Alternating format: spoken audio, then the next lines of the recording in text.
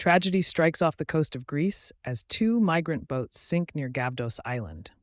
One person is confirmed dead and dozens remain missing. Greek authorities rescued 39 migrants, while cargo and tanker ships saved over 130 others in separate incidents. The boats reportedly departed from Libya, a common route for migrants risking dangerous sea crossings.